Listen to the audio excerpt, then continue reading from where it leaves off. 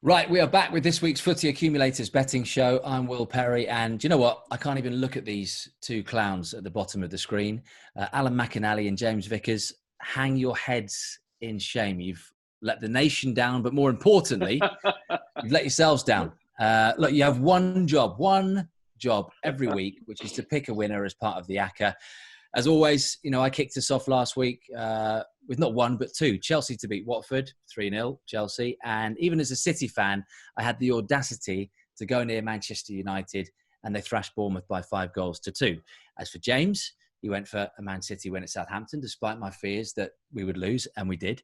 And I'm not sure what Alan's been putting on his cornflakes, but he was convinced that Luton, bottom of the championship, were going to beat Reading. And they lost. They didn't just lose; they got absolutely walloped by 5 goals. I was just smelling my coffee because it's obviously not been coffee that's been in it. That's for sure. Alan, James, great to see you. No, thank you so much. It's lovely to see everybody. Yes, you're absolutely right. I should hang my head in shame, but if I do that, you'll see my bald patch at the top. So I won't do that. How can Luton draw 1-1 with Leeds and then get absolutely battered by Reading? It really is. The championship is a mystery all on its own, and I can assure you, no longer will one be tipping Luton Town to win anything at all. Well, I was going to ask you that this week because they're playing Barnsley at home, and I thought you were going to go with them again. I mean, talk about must-win game. I thought, this was a good opportunity at the weekend for them at home. It's just, it really is incredible down that bottom end. And let's face it, are we going to be surprised if they beat Barnsley? Probably not. Will it be enough? I hope not now, to be fair, for the simple reason that every time I've bet them, they've kind of let me down. But you never know. But let's just stay clear of the bottom of the championship. We'll stick to things that we think we know about. Yeah.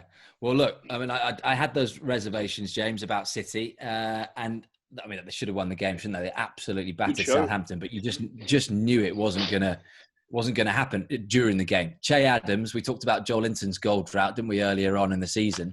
456 days, Che Adams, and now he's got his first goal, having come from, I think, Ilkeston, didn't he, before he went to Sheffield United and then Birmingham, of course. And listen to these two stats. Pep Guardiola's lost 3 consecutive away league games for the first time in his managerial career. And City have lost 9 Premier League games this season, and they last lost more in a single campaign, 2015-2016, under Manuel Pellegrini. Pep out. The wheels are off. Look, let's talk about Manchester City then, James. Where do you think that they need to strengthen for next season if they're going to be, in the mix for what could be a 3 or 4-way title race next year? Yeah, I think looking at them this season, you obviously mentioned those games that they've lost. I think going forward, they're more or less fine. There'd be sort of the option there to replace Sane. They're going to get some money in for him. Probably do need another winger. Sterling and Mahrez as your only two sort of wide, sort of quick players. He's probably a little bit too short, so I'd imagine that they'll go for a winger. I think the main concern is going to be in that defensive area. I think the fullbacks only really have Walker as a sure starter for a team that are wanting to challenge on all fronts. Don't think either of the left backs cover themselves in any real glory at times. I think Mendy, there's a player in there somewhere, but he has a good game, 1 in 5, 1 in 10, and he's just not consistent enough. Same with Zinchenko. There's a player in there, but I wouldn't want him starting in a big Champions League sort of last 16 quarter semi-final. So I think the full-back areas in particular, and then potentially finding a partner for Laporte at the back. I think Garcia has shown signs since he's come in, but would Pep want to rely on him through the season for a player who's only just breaking into the first team? I'm not so sure. So I think, defensive mainly. I think only Laporte and Walker, along with Edison, for me, would be sort of starters. But yeah, I think further forward in the midfield, they're absolutely fine at the moment. Which is strange, Al, isn't it? Because when you look at what Pep Guardiola's been building, you think, the 4 years he's been there is to kind of make those fine-tuning little moves over the transfer windows. And actually, he needs another big window. And my thing that stands out when you watch City is when they make a mistake, which inevitably you do when you play like that at the back. As soon as they make that one mistake, they concede. Whereas, Liverpool aren't conceding when they're making these mistakes. And that's got to be worrying for Pep. Yeah, the biggest worrying for me is they're not robust enough at the back. That's the word in my head. I'm thinking, if I'm playing against, regardless of their speed or athletic ability, in terms of their talent as a defender. I want to see them A, smell danger and B, hard to beat. Hard to beat and be physically hard to beat. I don't see that at Manchester City. I like Laporte a lot. I think he's good defensively, and I think he's a good weapon to have for set pieces in Man City's favour. But the full-back areas for me are, I know that Walker's very quick and he gets up and down, and he's a bit like Alphonso Davies for Bayern at the time. If he gets caught out, he can use his pace to get back, and that's what he's done, and done pretty successfully. But from the left-hand side, for me, it's just not happening. It's really not, and that'll be frustration for Pep Guardiola. I'm a little bit with James. When Mendy came in initially, I thought, oh boy, this boy can go box to box and good. I'm not having him now. I don't see it. He's lost something. I don't know where it is. Zinchenko's done okay, but there's no question that defensively, if he brings in 3 defenders, I just won't be surprised at Man City. Everywhere else, I think he has players that he can rely on and does him a favour. It wouldn't also surprise me if they bought a striker, because depending on Aguero's fitness at the start of next season, which is probably not going to be that far away, I think they won't let him go. But to think he's going to shoot you 30 goals next season and play every game, I think they might look to bring in another striker. Well, yeah, that was what I wanted to move on to, actually, because, look, it is hard to criticise Pep and City with everything that they've done. But I guess when you're at that level, you're gonna get those criticisms or whatever, because you're competing for those, as I said before, those fine margins. Gabriel Jesus, James, I don't think he's anywhere near good enough to be a replacement for Sergio Aguero. And as Al said, Aguero, you see him limping off every game. Sometimes he's back out the next week. Sometimes he's out for 3 months. Yeah, I think Jesus, good squad player to have for a Man City team who are challenging on all fronts. I think you hit the nail on the head there. I don't think he's going to get you sort of 25, 30 goals a season. He's good as an option to have if you need to rest Aguero. But I think definitely someone does need to come in who has the potential to hit that. I'm still sort of, as someone who follows Dortmund, amazed that people didn't push harder for Erling Haaland in the January window. People like United, City were sort of at the time in desperate need of an alternative option. And with the relative ease that Dortmund managed to pick him up. So someone like that would have been absolutely perfect. But yeah, I completely agree with you that I think for City to kick on into sort of that next level for a team that are winning Champions Leagues, they do need, especially now with Aguero, with his injuries getting towards the end of his career, I think definitely another striker does need to be brought in who can secure them that sort of 25, 30 goals. James, I'm not saying this is going to happen, but in my head I'm thinking, right, who would I buy if I had the money that Manchester City have? And I'm thinking, right, Haaland you've mentioned, yeah, Lewandowski will not leave Bayern. And I'm thinking, surely he's got to be thinking Mbappe. I know he'll cost a fortune, but he is. If you've ever had the opportunity to watch Kylian Mbappe play live, I mean, this boy is absolutely astoundingly fantastic. He's that good. The only problem is, of course, you're talking the guts of what was Neymar again? Was it 150? Something like that. Yeah, Neymar. Crazy. Was it, so who can afford that? Will, but I'm thinking, the Man City just go, boom, there you go, Mbappe, 200 million, he's our player for the next 6 years. Probably not when you look at what they're dealing with as well, with the Court of Arbitration for Sport and financial fair play as well. Yeah. And look, I don't want to hammer Jesus, but when you look at the top, let's say 7 teams, Al, in the Prem, how many of those do you think that he would start for? You've got to be in your bonnet about Jesus. I don't think he's that bad. He'd get in the Arsenal team, wouldn't he? He would definitely get in the Arsenal team. Would he get in United's team? Nah, no chance. Chelsea, maybe, but only a maybe. Leicester, probably not. And he's in the Man City team. Listen, in terms of he's not a stopgap. I think that's unfair in Jesus. I really do. And by the way, he had some stat. He's got a stat that, like, for minutes per goals has been pretty good. Well, I know that's probably dropped now, but for a couple of years he was a pretty good fill-in for Aguero. But to be a fill-in at Manchester City is probably not what he wants. And we're talking about City trying to get the title back, trying to win the Champions League. Is he that absolute top drawer? Maybe just not. But then again, is that because he doesn't get a run in the team? Does he feel a little bit pushed out, etc., etc.? It's a very difficult one. He probably gets in 2 or 3 of the top 7, but even just to try and get a starting place every week at Manchester City, there's a few of them are in the same position that don't get a start. Yeah, it's got to be difficult, isn't it, when you're not playing every week and then you're expected to come in and suddenly, fill the boots of Aguero, which is, let's face it, there's probably about 3 people in the world that can do that. Absolutely. Okay, let's move on and talk about a transfer which has been rumoured this week, which is quite an interesting one. Thiago Alcantara at Bayern Munich, who, of course, Pep had at, Bayern and Barcelona, didn't he? But off to Liverpool. Would that be a good move, do you think, James, for Liverpool? And, where does he start in that team? Yeah, I think, first of all, fantastic move if they could get him. Question mark potentially over his age. He's 29.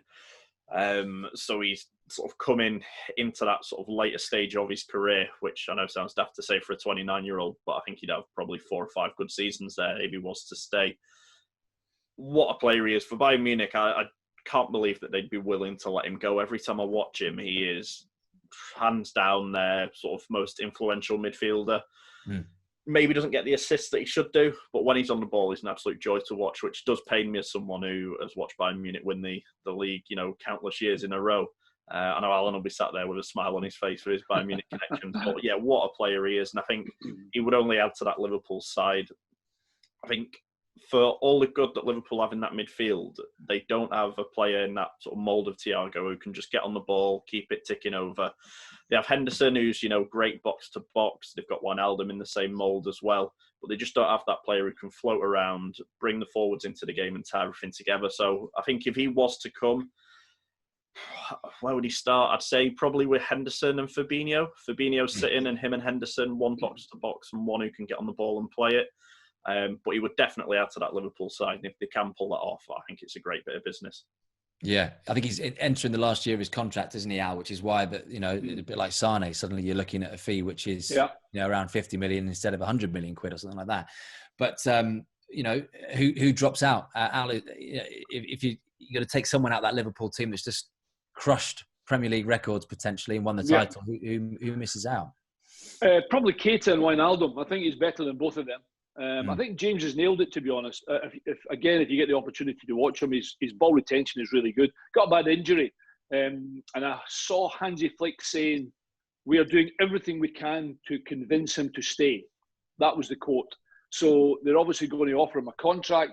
I think it's really then down to, how much can Liverpool bag him for if they want him, of course, because, of course, Klopp will distance himself from that and won't say anything specifically about a player that's already under contract at another football club. He'd be a fantastic signing for Liverpool. Fantastic signing, because he's got a little bit of grit about him as well. He's not just like, he's not a Coutinho, float about player and then score the odd worldie kind of thing. He gets mucked in about. His defensive work's good as well, and his versatility in the middle of the park's where I quite like it, because you can play him a little further forward or play him a little deeper. He's quite happy.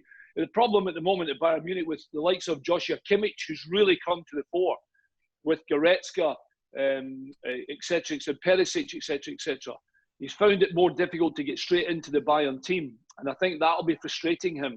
I think it'll be a decision for him himself, because I think Bayern will want to keep him naturally for the simple reason of all the positive things James and I have just said about him. But he would be a great player for Liverpool. Very quickly to answer your question then, is he better than Wijnaldum? I think he is. Is he better than Fabinho and Henderson? I think he would add to both of them. And I'm forgetting the other one in the middle of the park. Help me. Naby Keita. I think Keita's one more to go forward and try and get goals. I see Keita more in trying to replace one of the front rather than the middle of the park. But I would take him in a heartbeat. I really would. Yeah. Right, guys, I want to look at 3 front threes, which is not easy to say at this time in the morning as well. Who we think probably are going to be competing for the title next season. If we say Liverpool again and Manchester City, and look, hate to say it, Manchester United, the way that they're going in this run into the season, they're going to be up there, aren't they? And possibly even Chelsea. But just for this, let's look at United, City, and Liverpool. Greenwood, Rashford, and Martial, Mane, Firmino, Salah, Aguero, Mahrez, Sterling. James, who scores the most goals out of that bunch next season? I was a bit annoyed that you've come to me first. I'd say Alan's more qualified to answer on scoring. I was delighted he came to you. I can't wait to see what you say. I was having to think about this before we sort of came on to record this, and I was having a look who's scored the most this season to sort of compare and think where they'll all go next season. United's front three, 55 combined. Liverpool's 47, City's 38, which how bad United looked at stages through this season, I think, is outstanding that they've managed to get to that figure. Rashford and Martial are on 20, Greenwood's on 15. That's in all competitions. I just can't look past United, if I'm being completely honest. All of them are at that perfect age where they're only going to get better. Greenwood looks absolutely fantastic. The 2 goals he scored at the weekend, I actually wanted to ask Al about this. Watching those goals back, the little backlift that he has on his either foot and can generate that much power is absolutely extraordinary, sort of watching it. I'm fed up, James, I am fed up talking about Greenwood on Sky Television, genuinely am. I think I had an argument with Kamara the other day, as if he would know a football player, by the way. And I said, you've got to watch, this boy is unbelievable. And listen, I championed Rashford. I think Manchester United have been lucky to have Rashford in the front three for some so young that's carried the can for a team of the huge following that they have as Manchester United. Martial's had a good season. I'm not a big fan, but he's had a good season. He scored goals. The boy Greenwood, I was trying to say to everybody, he's not just one for the future. He's a bit like Foden for me. I think if you give him the range and just say, look, just go and score goals for me, kid, I think he scores a bundle of goals at Manchester United. I don't know whether the 3 of them will score more even than Chelsea. I'm going to throw Chelsea in it because they've got Ziyech, Giroud, help me out, who's coming from Leipzig? Werner. I think they'll score a lot of goals next season for Chelsea because you're already looking at Chelsea at the moment, and Frank is changing the whole philosophy there about getting forward, midfield players helping the front three. It'll be a good debate. It's hard to go away from Liverpool because the 3 of them really are goal machines. And I'm going around the houses a little bit here, but I do think that Greenwood is just fantastic. That's really interesting, actually, those numbers, James, because obviously, this debate isn't who wins the title, it's who scores the most. And look, we talk about Greenwood and how much actually he's changed throughout the season, not just mentally but physically as well. He's obviously in lockdown and working really, really hard. And Al, you think the sky's the limit for him then in terms of playing for England and being a star, which the likes of Barcelona and Real Madrid are going to be looking at in 5 years' time? Only a matter of time before he plays. Is talked about as a more not for to play for England for sure. I just think you've got to watch him. The reason I like him is, how sometimes you think maybe a striker will take an extra touch or get it and go out the way. His first thought is to give me a half yard and have a shot on target. That is something in a football player as a striker that almost at times you say. I remember Graham Taylor used to say to me, 3 shots in the first half, 3 shots in the second half. You watch any game live on television and pick one of the strikers and see if they have 3 shots in the first half, 3 shots in the second half. There's not many of them do it. Genuinely, not many of them do it. And he has that attitude. He genuinely does. And he's been at United for quite a while. And I think he's quite happy there. I don't see him going anywhere else. But I'm telling you now, if he gets a run in the team and scores 25 goals next season and 25 goals the following, then I'll guarantee you Man United will need to give him a big contract to keep him, that's for sure. Yeah, I'll tell you what, there's going to be goals in their next season in the Premier League, that's for sure, when you look at those names and who's coming in, as we mentioned. Right, time for the Nap Challenge, pro versus punter. James 5-3 up on Alan, who has a game in hand. James failing to stretch his lead, picking Newcastle to beat West Ham. That finished 2-2. Good game, that one, wasn't it? And we're waiting to see if Alan's Everton away win at Tottenham comes through. That's later. And it, of course, could close the gap to 5-4. Right, what are each of you sticking your 20 quid on this week to trigger your £5 free bet to start your bet streak at the Betfair Exchange? You're choosing from Tuesday and Wednesday's fixtures in the Premier League and the Championship. So in the Prem, Palace, Chelsea, Watford, Norwich, Arsenal, Leicester, Manchester City, Newcastle, Sheffield United, Wolves, West Ham, Burnley, Brighton, Liverpool, and almost a full round of fixtures in the Championship over those 2 days as well.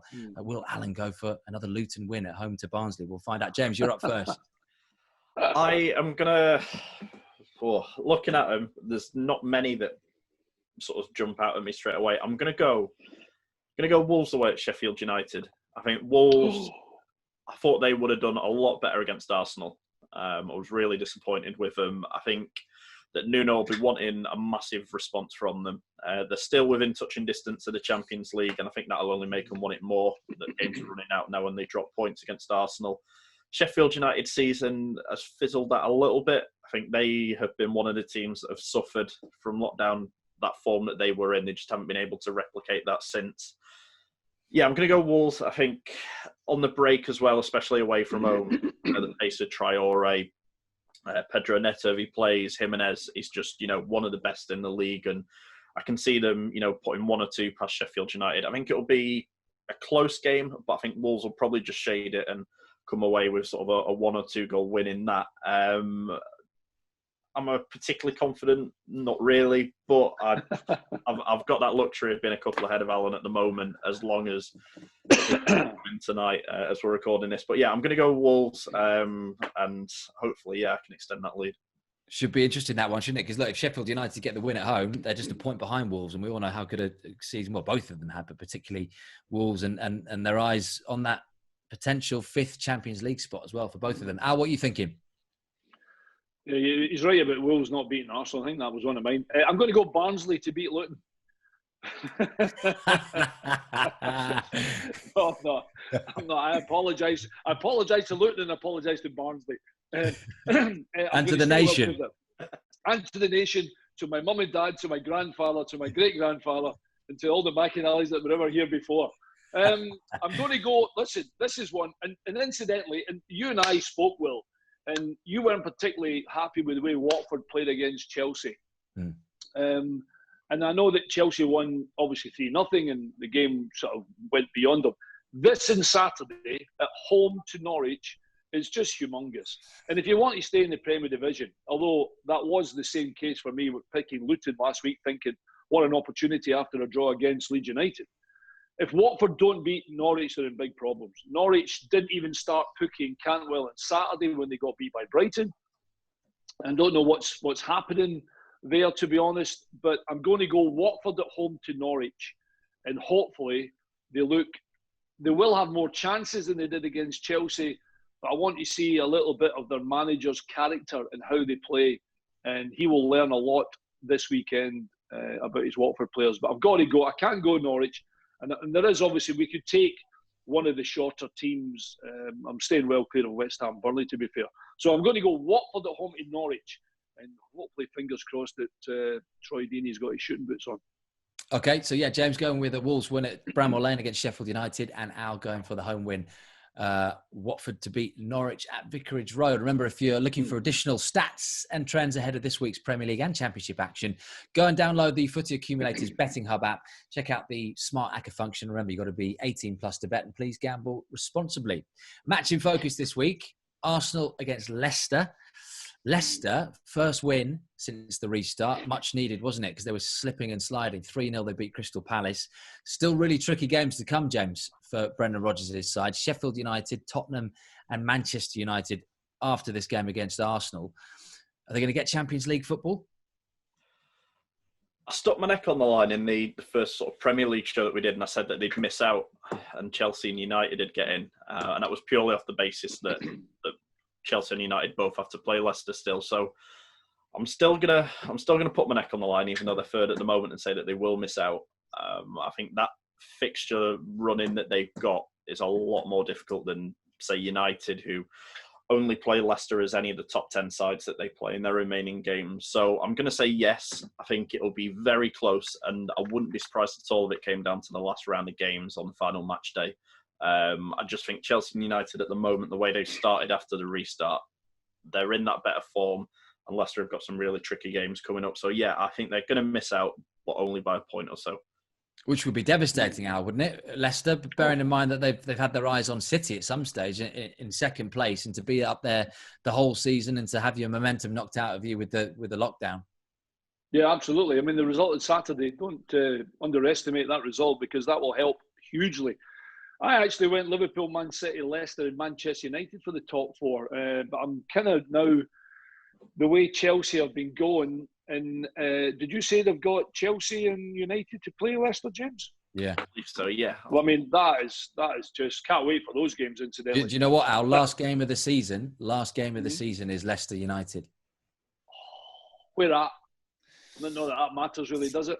I suppose because of at Leicester, yeah. Because of no fans at Leicester. But I'm kind of going with James now, thinking that I don't know whether Leicester will. I mean, again, at the weekend, we go to Arsenal. Now, okay, both off a win, but to go to London and pick something up, you're hoping that, Leicester try and find the form that they had before. But the result of the weekend was a good one. But I'm kind of swinging now United. I still think United will get top four. I just think, I mean, we're talking about earlier on, we're talking about who's going to score the most goals. I think defensively, when you're in a position to get yourself in the top four, you just can't concede any poor goals. And I think Manchester United have addressed that a little bit at the moment in time, and I think Chelsea have as well. But I think Leicester are struggling a little bit, which is strange because I like Soyuncu and Evans and the fullback, although Pereira, I think, got injured. But I'm kind of swaying with James now, thinking that Leicester won't make it, but I can't wait. It'll come down to those games, actually, we've already spoken about, which will be Leicester, Manchester United and Leicester, Chelsea. So Arsenal, a win for them, actually would put them 6 points behind Leicester. And, they've looked half decent, haven't they, since the restart and still building under Mikel Arteta. The players still trying to work out what he's all about. Do they really want Europa League football, Arsenal, James? I think they would. Obviously, it attracts players to come to the club, which is what they sort of need at the moment. I think obviously any European football with the income that it generates as well is welcomed, especially at the moment where teams have lost out for fans not being able to go to the games and such. Any sort of extra revenue that can be brought in is definitely needed. So I think, yeah, they would. They should get it with the way they're playing at the moment. But, anything can happen between the remaining 5 games. But I think, yeah, definitely that they would want it. And that extra revenue stream could be the difference between them signing one player or sort of 3 or 4 in the summer. James, are we saying 7th place gets them Europa League? I'd say so, yeah. Potentially 8th, isn't it? Potentially 8th. Yeah, it's going down that far, isn't it? Yeah. Because I don't think they'll finish above Wolves. No. Arsenal. Well, as it stands, top 4, Liverpool, Manchester United, Leicester, Chelsea. And then we've got United in 5th, Wolves 6th, Arsenal 7th, Sheffield United 8th. And, if City get kicked out of the Champions League, and depending what happens in the FA Cup, 8th spot would be a Europa League place. So the only reason I asked that, Al, is that, there's a lot of Arsenal fans who would say playing Thursday, Sunday, going into that again, there's not a huge... I take James's point about taking any money you can get, but there's, compared to the Champions League, the Europa League offers very little in terms of cash. Would they rather just a clean slate and go, right, well, let's have a crack to get back in the top 4 again? Because it does hinder you, doesn't it, the Thursday, Sunday? It's certainly not as easy, for sure. And that's been proven, of course. I do think Mikel Arteta would love to make sure he's still in the European competition. And as a club, as Arsenal Football Club, as all our top 6, 7, 8 clubs all want to be playing in the Champions League. That is the elite competition to be playing in. And it's down to Mikel Arteta to, if he wants, then use the experience of playing in Europa League for hopefully the following season, then that they're in the top 4 and they're back in the Champions League, which is pretty hard, by the way, for Arsenal, because I don't think they're in a particularly great position just now. There's problems. Is Aubameyang going to stay? Is he going to leave? Pepe was 70-odd million. He's looked good in stages, but pretty mediocre in others. The boy Martinelli, I think, and Sacco are the 2 big things that Arsenal I would want to talk about. Defensively, they've been a shambles, and that's not me saying it. I'm taking words from some of my pals that I work with on TV, because I haven't, to be honest, seen Arsenal as much as some of the other teams. And they watch them specifically, and they're saying just defensively, they're just completely and utterly all over the place. And I include the goalkeeper in there, who doesn't really bring a lot of confidence to the back 4, back 5, back whatever it is they're playing. So I think Mikel Arteta's got a very big job. I think he'd bite your hand off for Europa League and hopefully build on the position they're in at the moment and try and finish higher next year. I'll tell you what, in terms of betting, you've got to look at Jamie Vardy, haven't you? I mean, he's going to be licking his lips at the idea of playing against David Luiz. The pace of Vardy against the kind of confusion that Louise offers at times. Right, here's a little experiment. Let's try and pick a combined Leicester and Arsenal starting 11, which I think we've got a little thinking. I mean, bearing in mind what Al's just said about Leno, are we all going to go for Schmeichel in goal? Yeah. I'm going to go for David Seaman. All time would be slightly different. I think Casper for sure. Yeah. I'm happy with that. Okay, well that was a nice, easy start. Okay, let's look at to keep it simple. Then let's play. Should we play a 4-4-2? I know that neither of them do, but just so we can. I think we all want to get Aubameyang and Vardy up top. Yeah, that's easier. Well, there. Look, should we just agree on that then? The top two, Aubameyang and Vardy. Yep. Yeah, for sure. Yeah. Okay, we're going well here. We're going well. Right, let's go to the back four. I'll kick us off and say Johnny Evans, centre back. Good for me. Yeah. Partnering with Soyuncu as well, I wouldn't have any Arsenal centre backs in at the moment. Al? What about? In terms of Arsenal defenders, you've obviously got David Luiz. You've got Rob Holding, who can play there. Mustafi. No. Socrates. No. Exactly. I think we're all agreed on Soyuncu. Soyuncu. I was trying to think. I can remember. I'm sidetracking a wee bit here, but I'm just trying to think.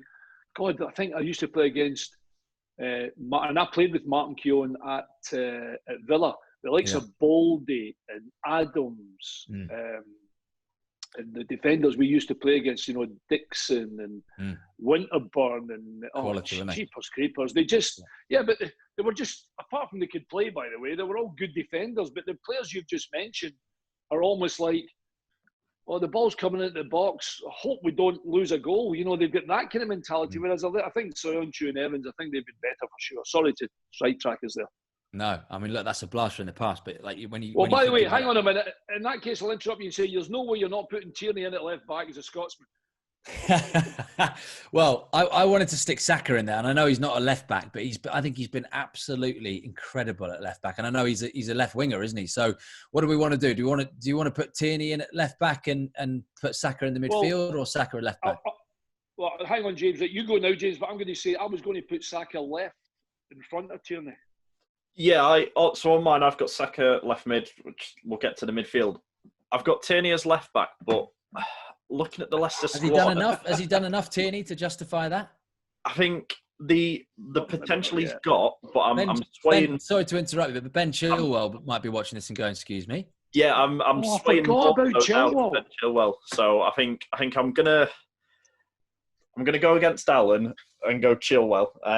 But I think Tierney over the next 2 or 3 years will probably, seeing him at the moment, develop into a better player.